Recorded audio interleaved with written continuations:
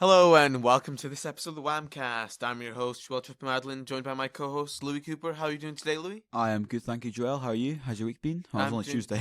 I'm doing good, thank you. My week and my past week, was going alright. Just revising for prelims. How about yourself? I've been going well. Just been getting along my prelims. Got my second vaccine yesterday. Oh, how was that? It was fine. Went in, had one of the soldiers put it in me. Oh. Yeah, because they've obviously called the military. So I had that experience. It was quite interesting. But today my arm is numb. It's really sore to touch. Oh yeah, I remember every time I got my shot, it always hurt. Yeah. So what was that? You got vaccinated at then? The centre, which is behind the cinema. Oh, the one by the retail park. Yeah, which is completely walking. So if anyone's wanting their first, second, or third, just go along there and get your vaccine done. That was what I've done so far this week. Oh yeah, and you had the history prelim last Thursday, I think. Yeah, I did. Had advanced higher history. It went okay. That's the thing of history. It's all in the past anyway. It's not really much else I can do. But no, yeah, it went okay. It must have been weird being back in the hall. It was, because last time I was in the hall, I was S4, and it was for history as well. It was the last time I was in the hall. Yeah, I was doing Nat 5. And yeah, it was a weird experience because it was years ago now, so it feels different now. Yeah, definitely. Yeah, I can imagine. Yeah, just with COVID and all that. But we've had a couple of people emailing. Oh wait, no. First of all, Whamcast birthday mentions. Oh, we have only one Whamcast birthday mention this week, and that is to Ella Wheeler, I believe. From her friend Emmy Danoon, who commented on Instagram that it was her birthday last Friday on the 21st. So happy birthday, Ella. We hope you had a good birthday. Day. Anyway, so now onto our next segment. We have some emails actually for our WHAMcast Woes, which is nice. We finally managed to get some WHAMcast Woes, so thank you very much for everyone who's emailed in. So I'll read them out, Joel, and you can give your expert analysis. So first one goes, "Hi guys, hope you're doing well." All right, yeah, no bad. I'm really struggling with prelim revision, since I've never had to sit them before. I listened to your exam stress podcast and it was really helpful, although I was wondering if you had any more tips for me and my friends. We would really appreciate it after really struggling. Thank you and keep up the good work. Well, Whamcast Woes, keep it anonymous, so if you want to ask anything as personal as you want, go ahead. We won't know who you are. I mean, we will if you send an email, but we won't tell everybody, obviously. And, or just create an email and send it in. And so, like this person's done here. And, well, we gave lots of tips last 2 weeks ago about ways of handling it. And, you got to remember, first of all, obviously, it is just a prelim. Yeah, I know that the last 2 years ago, it was quite a big thing. So you might look at them now and think, obviously, but they are still something that you have to try your best. About, you've been given time for study leave and time to just do past paper questions, or if that doesn't work for you, create notes, create mind maps. I've always done lots of essay based subjects. And been relatively lazy as well, so I'd write out just essay plans. I'd never write out a full essay. I write out hundreds of.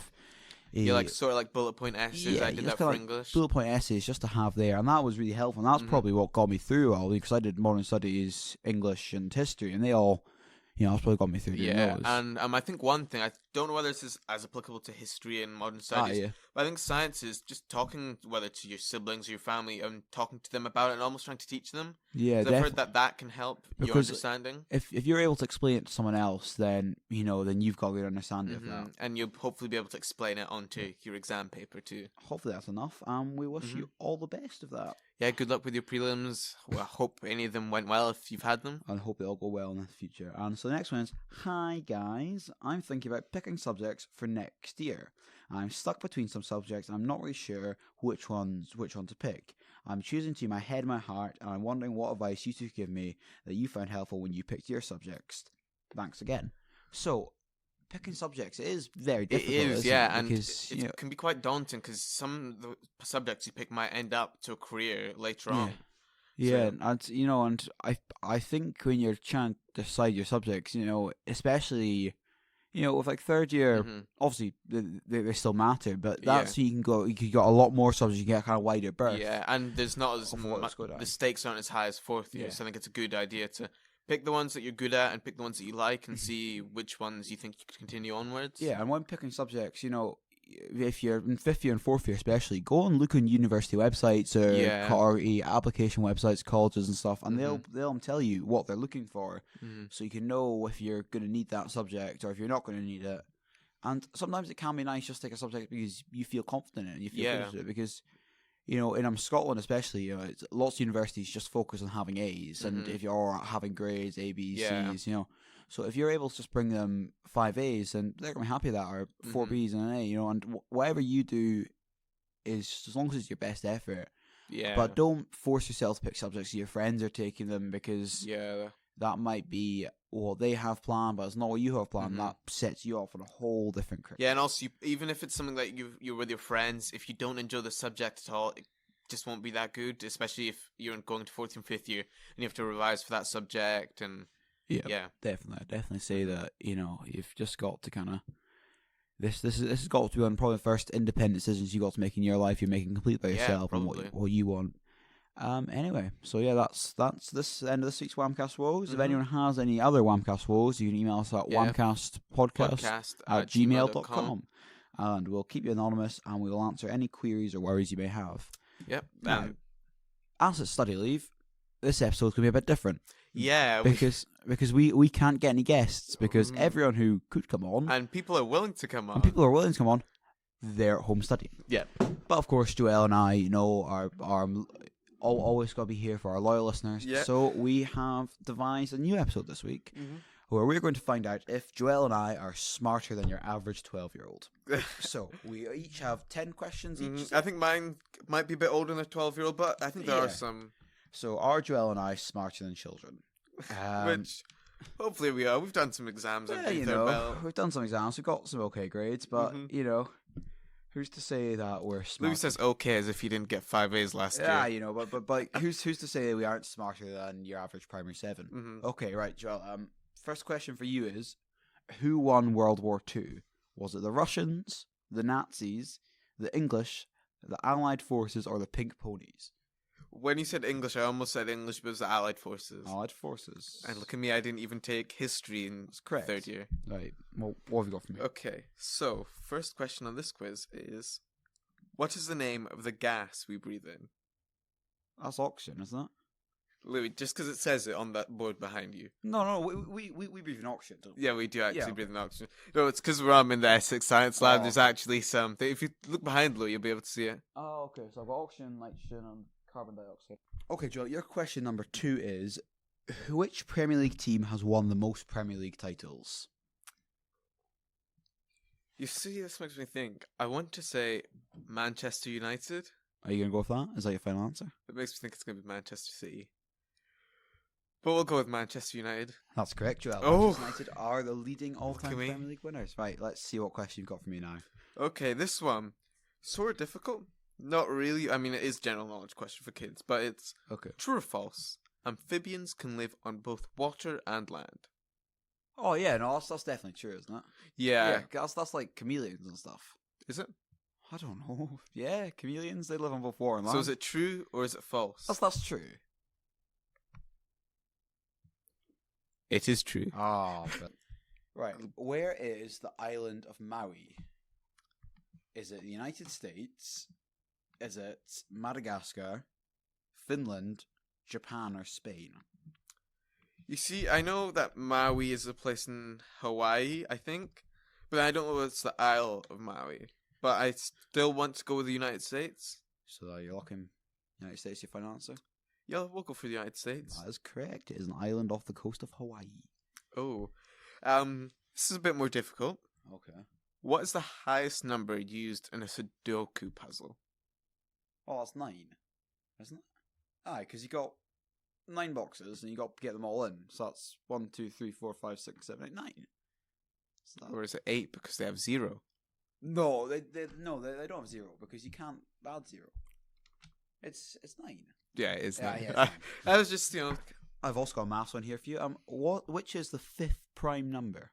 Okay, so I won't do this in my head. So you got 1, that's a prime number. Yeah. 3, 2 is a prime number. 3 is a prime. Can't 2 be divided by 1? Yeah, but a prime number is a number that can only be divided by itself in 1. Because that's it. If you say that, then No prime number after ones. But then a 0 prime number. But I mean, can you divide 0 by 1? No, you can't. You get 0. Fair enough. I don't know. But yeah, so 1's a prime number, 2's a prime number, 3, 5, 7. So yeah, I'd go with 7. I've been counting up on my hand, so yeah. Is that the correct answer? Yes, it is. Oh. Well, you are on track to have the knowledge of a 12-year-old. Okay, so the next question, which, yeah, I don't think you'll get this. It's quite difficult, but well, actually, maybe. I just don't recognize the last word.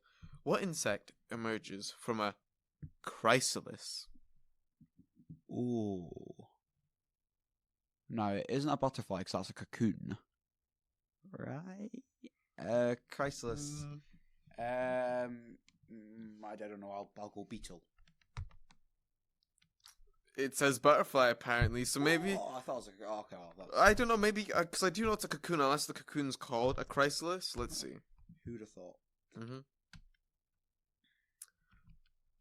Well, it does say butterfly, but let's see what a cocoon is, then, because I didn't think it as a cocoon.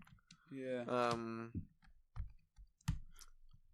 Well, I don't even know if I can spell cocoon. Apparently Cocoon is a 1985 sci-fi fantasy film. It's an hour and 57 minutes long, and it's the residents of a retirement home rediscover their use thanks to mysterious swimming pool and friendly aliens. I might watch that. It's quite good.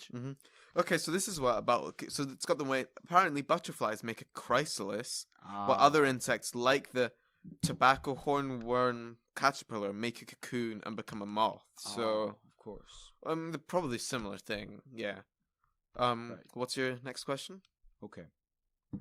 What makes cakes rise? Is it yeast, baking powder, sugar, self-rising flour, or cream? You see, this is hard because I know yeast makes bread rise, but then baking powder also probably makes I know it makes cakes rise, but yeah, so I'd probably go with baking powder. That is correct. Or bicarbonate of soda. If you're a science teacher listening. Okay, so this one, it's a bit of an odd one. What unit is used to measure horses? Oh, hands. It is hands, because you put your hands along our legs. I am impressed. It is hands. Yeah, Where'd you know that from? I'm used to do equestrian as a child. You did? Yep, I did. From the age of 7 to about 11, I rode horses. Oh, wow. Yeah, and then it kind of stopped on secondary school. Enough. I don't know how that happened. Right, okay. Shame. Should have continued. In 2014, where was it found that Tesco's burger meat came from? This kind of links in with the last the question I asked, because it's horse meat. Correct. Okay, this one I don't think you're going to get. Bet cells are found in which part of the body? Bet cells? B-E-T-Z. Oh, I don't know. Is that in your blood? I'll make it a bit easier. What organ is it found in? Your heart. You are incorrect. Well, it was going to happen. It was the brain, actually, which, I mean, I guess if you think B-bet, B-brain, but obviously if you didn't know that beforehand. Well, yeah, I've not been in a science class since 3rd year, Joel. And the last question is, which could get a few people riled up here if you get it wrong, Joel. Last question, what are the names of all the members of One Direction? Okay. Right, let's see how we know the easy one. There's Harry. Harry, yep, that's one. And then there's Liam. Correct. And then somebody, I saw someone begins with an N. There's 4 members, no, right? There's 5. There's 5. Yeah. So there's Liam, Harry. Yeah, correct. You just repeated yourself there. Yeah. I just thought maybe you'd get the ball rolling, you know. Liam, Harry. You've said that now. And that may just be the only 2 that I know. I don't know why, because obviously everybody knows Harry, because Harry Styles. But Liam, I don't know why. Joel, what have I told you? That one began with an N, one began with an L, and one began with a Z. Oh, yeah, Zane. Okay, so that's the 3 now. And then N. You see, I thought 1, but it's not like Nick. It's not... Okay, so you're going to go for Nick, are you? Okay, we'll go with Nick. And then what was the last one? Began with L. L. Oh, 2 with L. Liam and... what other names begin with L? Louis? Let's go with Louis.